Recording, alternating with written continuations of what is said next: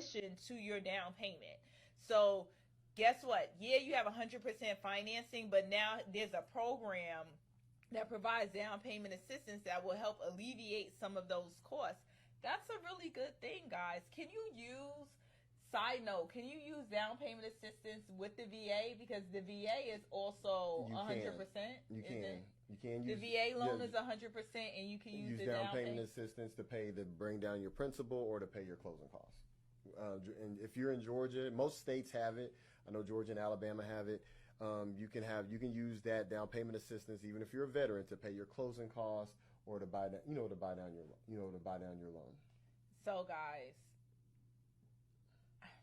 And the thing about it, on all these loans, especially VA loans, the fees are limited. So unless the veteran wants to buy down, the rate to a certain thing, no one's going to overdo you on fees.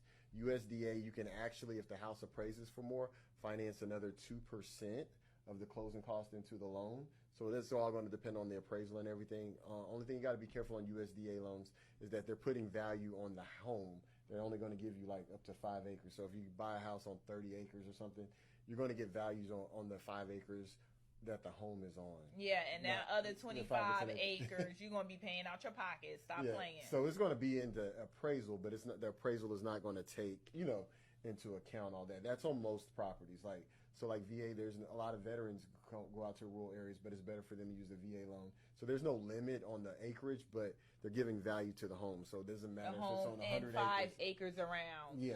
The other 25 or the other 95, it doesn't matter. So no one cares about the hunting and all that other kind of stuff on there. You still have to have a home that meets the VA eligibility, eligibility property guidelines. Same thing with USDA. Still has to be, a home on that property. Can't just be like, a barn or something like that and you plan on building it. But the good thing about it now, there's USDA construction loans. There's VA construction loans. And you still get that 100% financing. Your builder or the lender will require some type of deposit. So you can still build a home with a VA loan and a USDA loan, and also with FHA and conventional, of course. So you can still build a home out there in a rural area, and you do a construction loan. You have to get with your, get with a builder, make sure they're qualified with that lender and everything. Man, and I'm glad he brought up these different programs. One of the challenges, I won't say challenge, but I see it can be an obstacle. It can be a hurdle. The self-employed borrower. Yes. The self-employed borrowers, it's different because a lot of times a self-employed borrower makes more money than they actually show on their tax returns. Let's just be honest. Mm-hmm. They're making probably 2 to 3 times more than they show on their tax returns if they file tax returns for business or personal. So with the self-employed borrowers, if you're not a person and you're not doing your last 2 years tax returns, personal and business, you can buy like any other type of loan. You can go VA that way, you can go FHA, conventional, USDA, but they are going to look at if you own more than 25% of the business, they're going to require personal and business tax returns. If you're not that person, if you're not in that bank, if you're a gig worker or you're working at the movie studio or you do other things, you're self-employed or whatever. Content creator, influencers, and if you have bank statements, you can use your personal bank statements or your business bank statements. And some lenders, a combination of both to prove your income. So goes all the way down to a 580 credit score. Of course, at a 580, you're probably going to be putting down more like 20% or 25%. But someone with a 700, they can put down as little as 10%. So realtors, anybody, so you can show your You're going to show your bank statements realtors, for 24 months. Funding too. Or 12 months. We even go down to 4 months bank statement loans. I'm going to give you a USDA loan. I ain't even going to hold y'all. I'm not even going to hold y'all. I don't like neighbors. Hey. I'll be introverting. Now, also, we have a VOE only loan.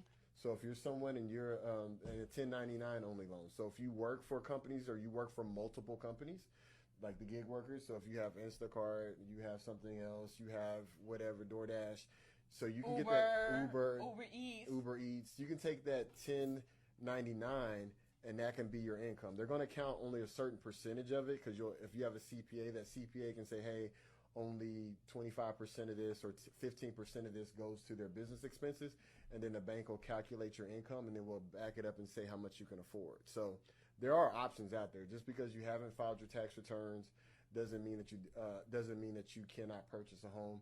The thing is, once you give your business bank statements, Episode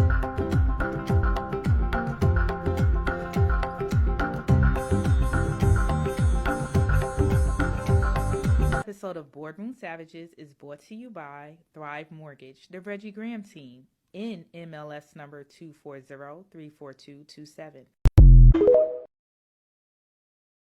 This episode of Boardroom Savages is brought to you by Thrive Mortgage, the Reggie Graham team, in MLS number 240-34227. Are you looking to finance a home or commercial property, or maybe refinance an existing mortgage? Contact the Reggie Graham team to discuss a mortgage solution to fit your needs. ReggieGrahamTeam.com, 678-968-0444. All loans are subject to underwriting or investor approval. Other restrictions may apply. This is not an offer of credit or commitment to lend. Guidelines are subject to change.